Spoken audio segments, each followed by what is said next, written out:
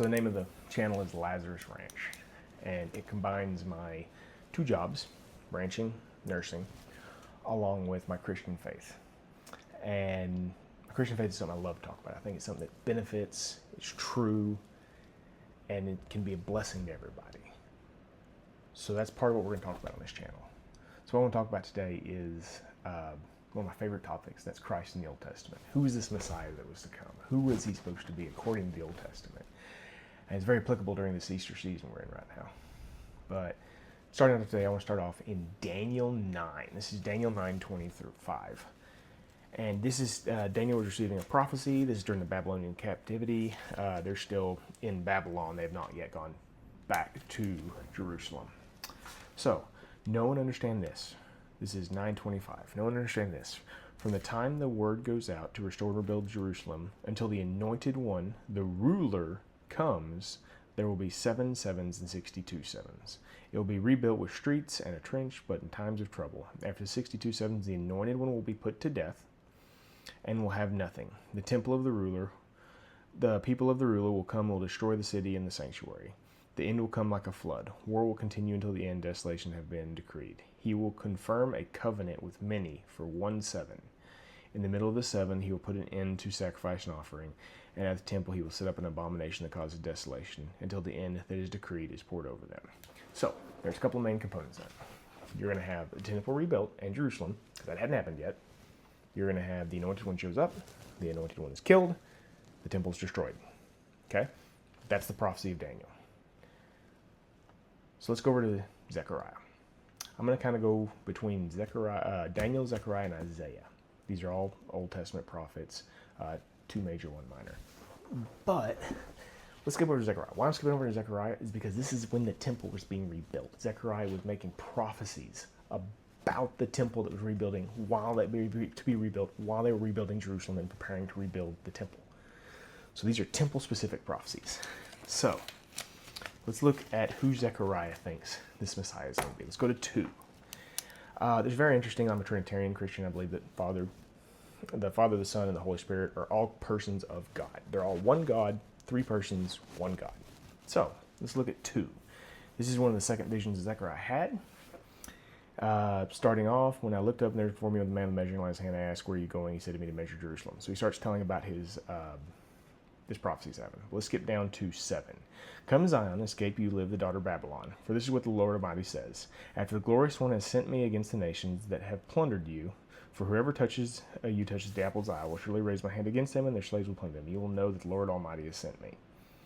So here we have the Lord Almighty being sent by the glorious one, who identifies as the Lord Almighty. The Lord Almighty sending the Lord Almighty. Shout and be glad, daughter Zion, for I am coming, Lord Almighty, and I will live among you, declares the Lord. Many nations will be joined with the Lord that day and become my people. I will live amongst you, and you will know that the Lord Almighty has sent me to you. So here we have once again, Lord Almighty, the Lord Almighty has sent me to you. The Lord will inherit Judah, and his portion of the Holy Land will be Judah and Jerusalem, but be still before the Lord, all mankind, because he has roused himself from his holy dwelling. So, the Lord Almighty is going to be sent by the Lord Almighty down in this temple-specific prophecy.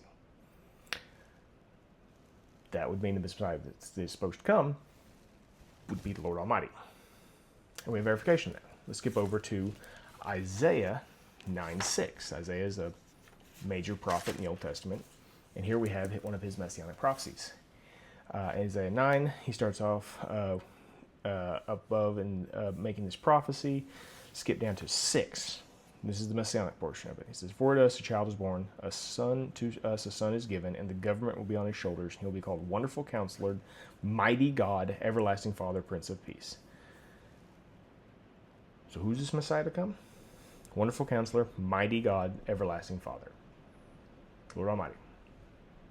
The child that is to be born, a son that is given, is called Mighty God. In Hebrew, El Gabor, I believe, something along those lines. That is specific to God. So God will be the Messiah. The Messiah will have God's name, which only God can have. Okay? So we have Isaiah, we have Zechariah, both saying, the Lord will be sent by the Lord at this temple at this time. And Then, in accordance with what Daniel says, where the anointed one's put to death, we go over here to 12. This is another one of Zechariah's prophecies, Zechariah 12. Okay, we're skipping over to Zechariah 12. Starting off the prophecy in 12 is the prophecy of the word of the Lord concerning Israel. The word of the Lord, otherwise known as Debar Yehovah. Yehovah, the holy name. Here we have the word of the Lord is telling this. And we skip down to 10. It says, I will pour out on the house of David and the inhabitants of Jerusalem the spirit of grace supplication.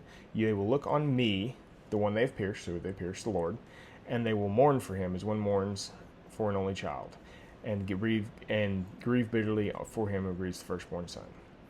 Skip down a little bit further to 13:1. It says, on that day a fountain will be opened to the house of David and the inhabitants of Jerusalem to cleanse them from their sin and impurity. So when they've pierced, on a day will cleanse the sin and impurity. That makes sense?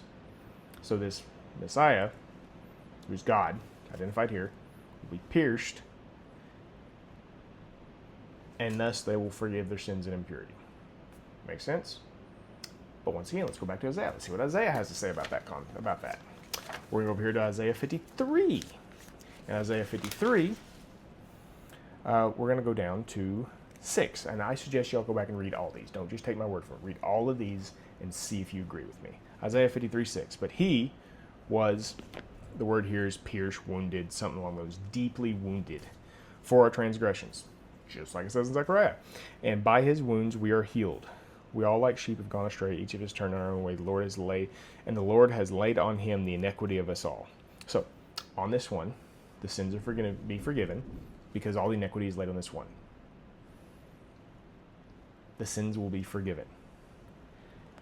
He was oppressed and afflicted, yet he did not open his mouth. He was led like a lamb to slaughter, and the sheep before its shears silent did not open his mouth. We have the innocent lamb slain, and in that a fountain is opened to cleanse them from sin and impurity. So let's look at this. Daniel prophesies. The temple will be rebuilt. That happened. The Messiah is going to become and then put to death. All of Daniel, Zechariah, and Isaiah agree with this statement. And after that time, the temple will be destroyed. That happened. So if Christ is not God, he's not the Messiah. And if Christ is not the Messiah, who is? The second temple was destroyed, 70 AD. The Romans laid it to waste, as prophesied by Daniel.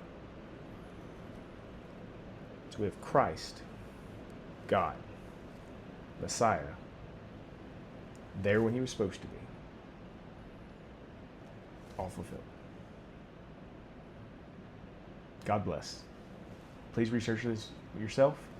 I'm a layman. If you see a mistake I've made, come to me. Comment. Let's talk about it. I love this conversation. I want to learn more. Happy Easter, y'all.